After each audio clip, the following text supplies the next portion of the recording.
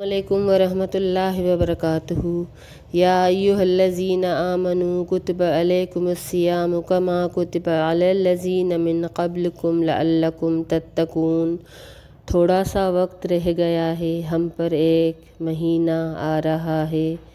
یہ سراسر اللہ کی توفیق ہے کہ ہم اس مہینے کو پا رہے ہیں۔ بہت سے ایسے لوگ تھے جو پچھلے رمضان میں ہم میں موجود تھے، مگر آج وہ ہم میں موجود نہیں ہے۔ آج وہ سوچتے ہوں گے، آج ان کی حسرت ہوگی، ان کی خواہش ہوگی کہ اس مہینے کی ایک گھڑی ایک ساتھ بھی پا لیں، لیکن ہم وہ خوش نصیب لوگ ہیں جو اس مہینے کی سعادت پانے جا رہے ہیں۔ اللہ کی یہ ہم پر بڑی نعمت ہے کہ ہم اس مہینے کو پا رہے ہیں اور اس میں وہ چیز حاصل کر رہے ہیں جو اللہ کو مطلوب ہے۔ اللہ کیا کہہ رہے ہیں قرآن مجید میں کہ اے مومنو، تم سے پہلے بھی جو لوگ تھے، جو امتیں تھیں، ان پر میں نے روزے فرض کیے تھے، تو تم پر بھی اسی لیے فرض کیے تاکہ تم تقوی اختیار کرو۔ تقوی کا حصول ہر عبادت کا مقصد ہوتا ہے، یعنی اللہ کا ڈر، اللہ کی خشیت، اللہ کے ڈر سے گناہ سے رک جانا۔ تو کیا دوسری عبادتیں ہمیں ہمارے اندر تقوی نہیں ڈالتی یا اللہ کا ڈر ہم میں نہیں آتا؟ بالکل آتا ہے۔ دوسری ہر عبادت بھی اسی لیے کی جاتی ہے کہ ہمارے دل میں اللہ کا ڈر پیدا ہو، ہم میں تقوی پیدا ہو جائے، مگر روزے کا ایک الگ ہی مقام ہے۔ روزے کا مقام ایسا ہے کہ یہ اللہ کا پسندیدہ مہینہ ہے۔ سارے دن اللہ کے ہی ہوتے ہیں، سارے مہینے ہی اللہ کے ہی ہوتے ہیں، مگر کچھ چیزیں ایسی ہوتی ہیں جن کو دیکھ کے اللہ کی یاد شدت سے آتی ہے، ہم اپنے آپ کو اللہ سے زیادہ قریب پاتے ہیں۔ جس طرح مسجد میں ہمارا ایمان اور بڑھ جاتا ہے۔ اگر ہم اکیلے میں نماز پڑھتے ہیں تو ہمارے خیالات ادھر ادھر بھٹک جاتے ہیں، شیطان مردود ہمیں دوسری بہت ساری چیزوں میں الجھا دیتا ہے، مگر ہم مسجد میں نماز پڑھیں تو ہمارے اندر اور طرح کا خشوع آ جاتا ہے۔ اسی طرح مکہ کو دیکھ لیں، مکہ میں جا کے اللہ کا کعبہ، اللہ کا گھر دیکھ کے انسان کی کیفیت کس قدر بدل جاتی ہے۔ کیا ہم اپنے ملک میں، اپنے گھر میں اللہ کو اپنے قریب پاتے ہیں؟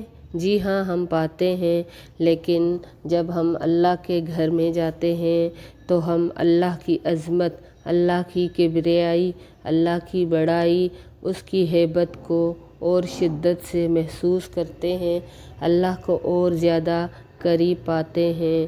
تو یہ ساری چیزیں اللہ کے شعائر میں سے ہیں، ان کو دیکھ کے ہمیں اللہ کی یاد آتی ہے۔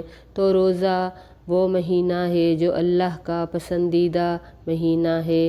اللہ اس مہینے میں چاہتے ہیں کہ ہم زیادہ سے زیادہ عبادت کریں اور اپنے لیے مغفرت کا سامان پیدا کریں۔ اللہ نے اس مہینے کی عظمت کے پیش نظر اتنا اہتمام فرمایا کہ حدیث میں آتا ہے کہ جب رمضان کا مہینہ آتا ہے تو اللہ تعالیٰ اپنی رحمت کے دروازے کھول دیتے ہیں اور دوزخ کے دروازے بند کر دیتے ہیں اور شیاطین زنجیروں میں بند کر دیے جاتے ہیں، یعنی رحمتیں اس قدر وافر مقدار میں ہیں کہ کوئی ہاتھ بڑھا لے ان جنتوں کو پا لے، کوئی ہاتھ بڑھا لے تو ان مغفرتوں کو پا لے، اور تھوڑا سا رک جائے تو دوزخ کی آگ سے اپنے آپ کو بچا لے، کیونکہ اس مہینے میں دوزخ کے دروازے بند ہو جاتے اور شیاطین کو جکڑ دیا گیا،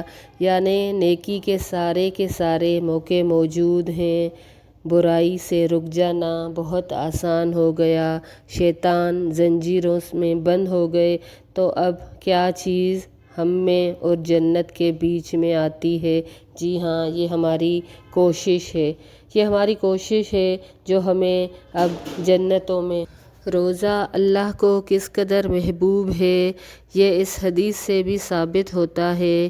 نبی کریم صلی اللہ علیہ وسلم فرماتے ہیں کہ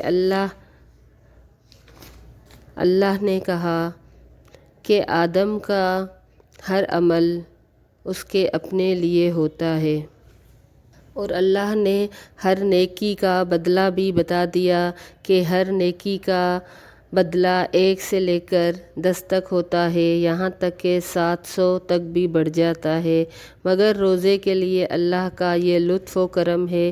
اللہ فرماتے ہیں کہ روزہ میرے لیے خاص ہے اور اس کا اجر اور بدلہ میں خود عطا کروں گا، اس لیے کہ میرا بندہ میری وجہ سے اپنی خواہشات اور اپنا کھانا پینا چھوڑ دیتا ہے۔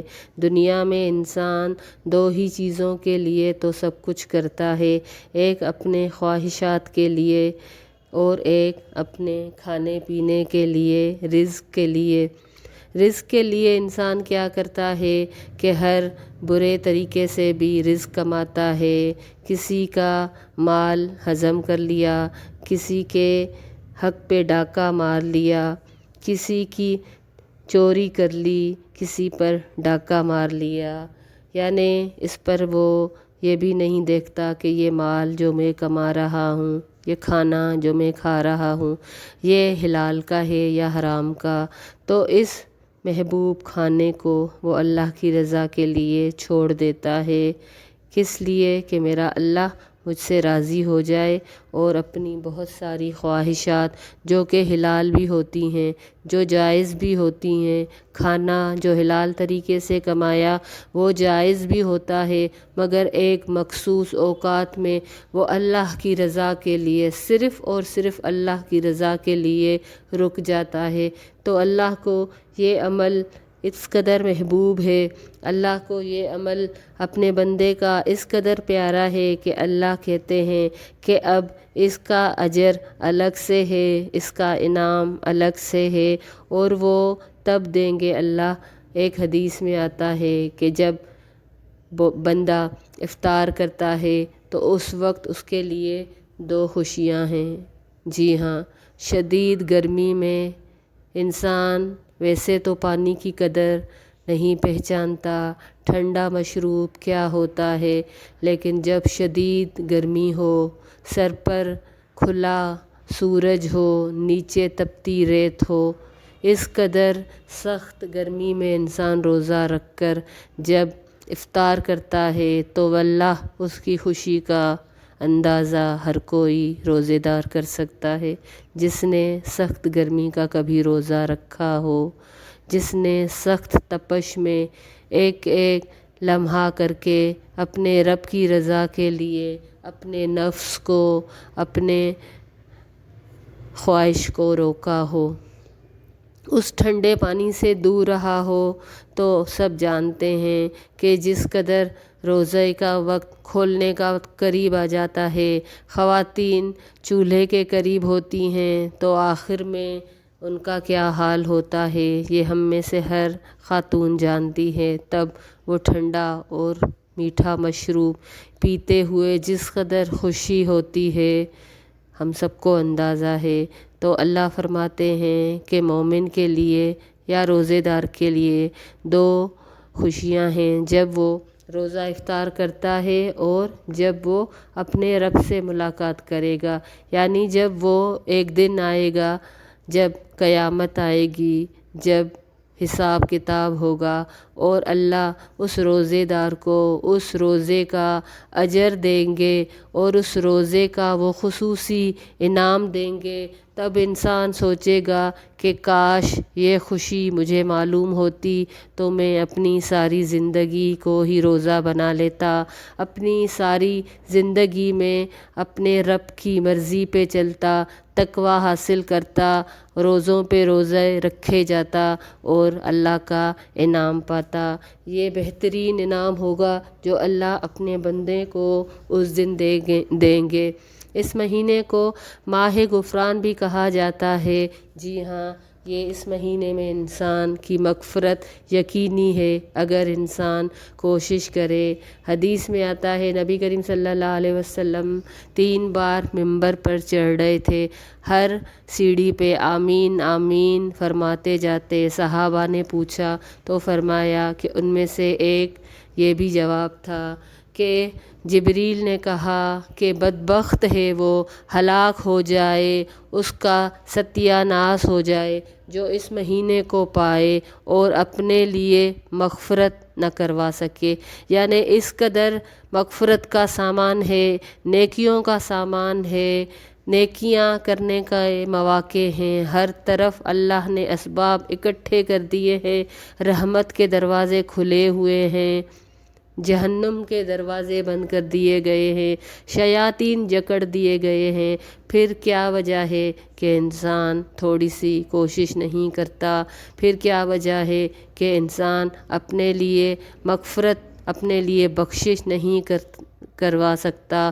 تو بدبخت ہے انسان، اے انسان اس سے اچھا ہے تو ہلاک ہو جائے۔ تو نبی کریم صلی اللہ علیہ وسلم فرماتے ہیں آمین، کہ اللہ تعالیٰ ایسا ہی کر اس بدبخت کے ساتھ جس نے اس مہینے کو پایا اور اس کی رحمتیں، اس کی بھلائیاں، اس کی نیکیاں اور اس میں کوئی عمل نہ کر سکا۔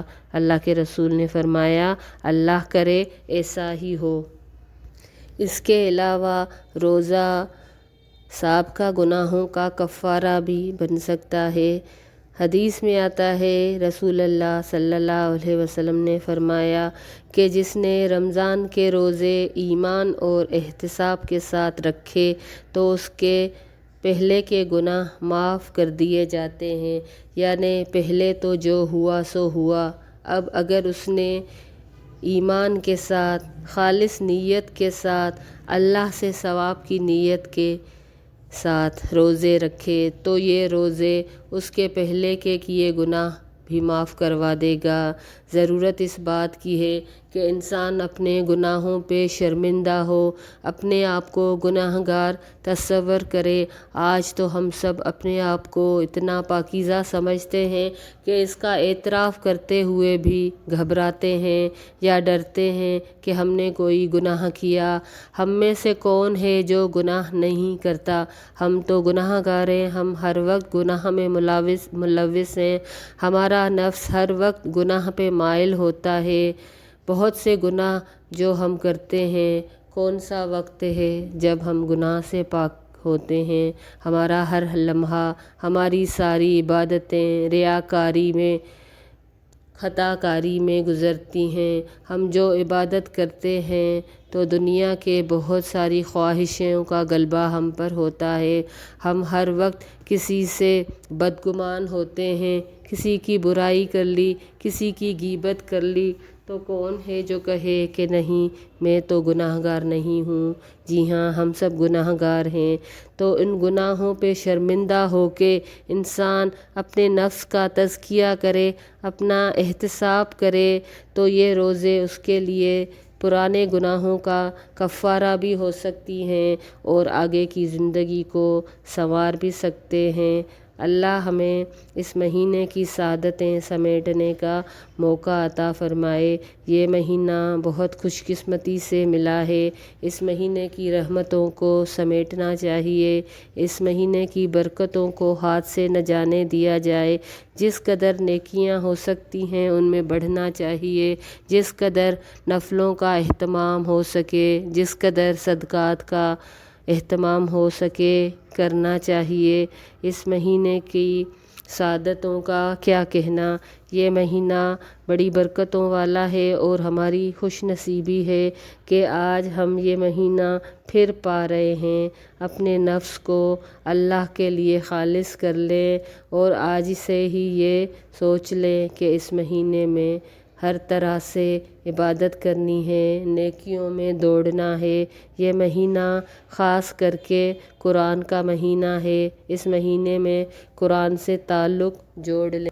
اللہ کریم فرماتے ہیں شہر رمضان الذی انزل فیہ القرآن ھدی للناس وبینات من الھدی والفرقان فمن شہد منكم الشهر فليصمه ومن كان مريضا أو على سفر فعدة من أيام أخر يريد الله بكم اليسر ولا يريد بكم العسر ولتكملوا العدة ولتكبروا الله على ما هداكم ولعلكم تشکرون۔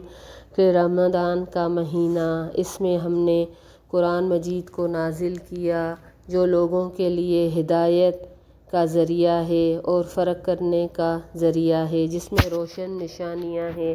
تو تم میں سے جو کوئی بھی اس مہینے کو پائے اس کو چاہیے کہ روزے رکھے، اور جو مریض اور سفر میں ہو تو وہ بعد میں ان روزوں کی گنتی پوری کر لے۔ اللہ تعالیٰ چاہتے ہیں کہ تمہارے لیے آسانی ہو، اللہ تمہارے لیے یہ نہیں چاہتے کہ تم مشکل میں پڑو۔ تو چاہیے تم میں سے سب کو کہ اللہ کی کبریائی بیان کرنے کے لیے روزوں کی گنتی کو پوری کریں، اور اس پر بھی کہ اللہ نے تمہیں ہدایت دی اور تاکہ تم شکر گزار بنو۔ اللہ نے ہمیں بتایا کہ یہ وہ مہینہ ہے جس میں اللہ نے قرآن مجید نازل فرمایا۔ قرآن مجید وہ کتاب ہے جو انسانوں کو ہدایت کی طرف رہنمائی فرماتا ہے۔ اللہ نے اس مہینے کو یہ اعزاز بھی دیا کہ لوگوں کی بھلائی کے لیے، لوگوں کی ہدایت کے لیے یہ کتاب بھیجی، تو اس میں اس مہینے کو اللہ نے چنا۔ اس مہینے کی فضیلت اس لیے بھی زیادہ ہے کہ یہ وہ مہینہ ہے جس میں اللہ نے انسانوں کی ہدایت کے لیے قرآن نازل فرمایا۔ تو آگے آیت میں آتا ہے کہ جو کوئی بھی مہینے کو پائے اس کو چاہیے کہ وہ روزے رکھے۔ ساتھ میں اللہ نے یہ بھی بتا دیا کہ اللہ یہ ہرگز نہیں چاہتے کہ تمہارے ساتھ کوئی مشکل ہو۔ اگر تم بیمار ہو، سفر میں ہو تو کوئی بات نہیں، تم بعد میں اس روزوں کی گنتی مکمل کر لو، اس لیے تاکہ تم اللہ کی اس کتاب پر جو اس نے تمہاری ہدایت کے لیے بھیجی تم شکر ادا کر سکو۔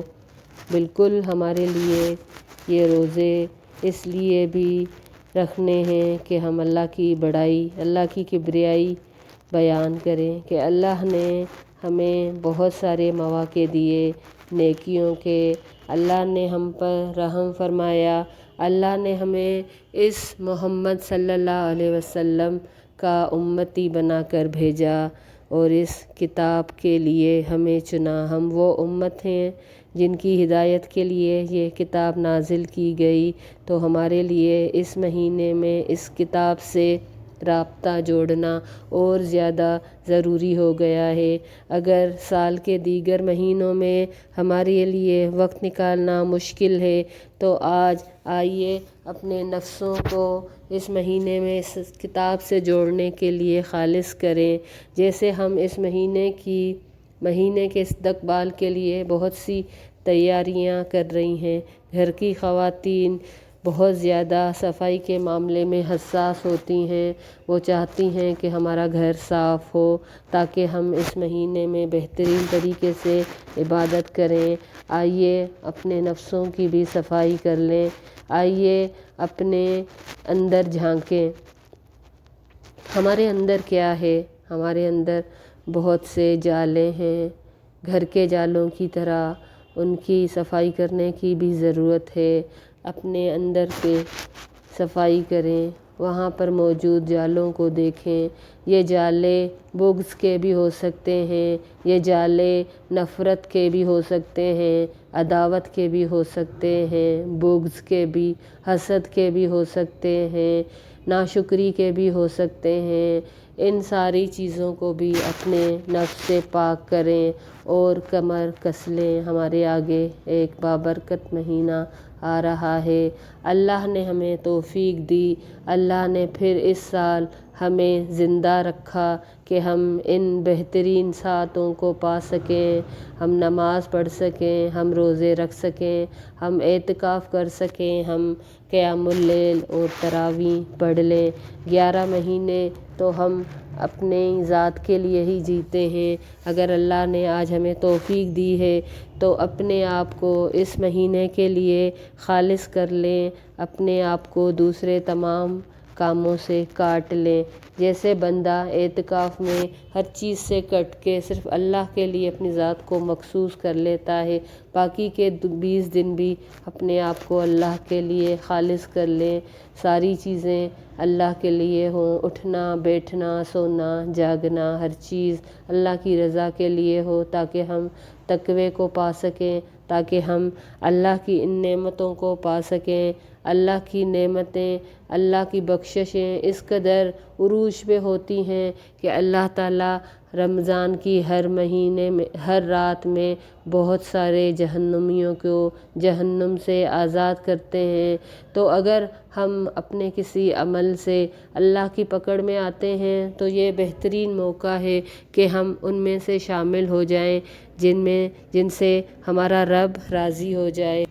جس کے ہاتھ میں جو ممکن ہے، نیکی کا کوئی موقع ہاتھ سے جانے نہیں دیں۔ جس کے پاس مال ہے وہ مال خرچ کرے، خیرات کرے، صدقہ کرے۔ جس کے اختیار میں ہے کہ معاف کر سکے تو وہ معاف کر دے۔ جس کے ہاتھ میں جو چیز ہے، جو موقع ہے، اس کو ہاتھ سے خالی جانے نہ دے، کیونکہ یہ مہینہ معلوم نہیں ہمیں اگلے سال ملتا ہے یا نہیں ملتا، لیکن اس مہینے کی برکتوں کا، اس مہینے کی رحمتوں کو سمیٹنے کا یہ سمجھ لیں کہ ہو سکتا ہے یہ ہمارا آخری رمضان ہو، معلوم نہیں اگلا سال ہمیں ملتا ہے یا نہیں ملتا۔ تو اس مہینے کو اپنی مغفرت کے لیے، اپنی ذات کی اصلاح کے لیے ایک موقع سمجھ لیں۔ پھر روزے کی اس قدر اللہ کے پاس قدردانی ہے کہ روزے دار کے لیے اللہ نے جنت کا ایک دروازہ مخصوص کر دیا، جہاں سے صرف روزے دار ہی داخل ہو سکیں گے۔ قیامت کے دن ان کے لیے اعلان کیا جائے گا کہ اس دروازے سے صرف وہی داخل ہو سکتے ہیں جو روزے دار ہوں، بلکہ اعلان ہوگا، پکارا جائے گا کہ روزے دار کہاں ہیں، تو وہ کھڑے ہو جائیں گے اور اس سے داخل ہو جائیں گے اور ان کے سوا کوئی بھی وہاں سے داخل نہیں ہوگا۔ پھر اس دروازے کو بند کر دیا جائے گا۔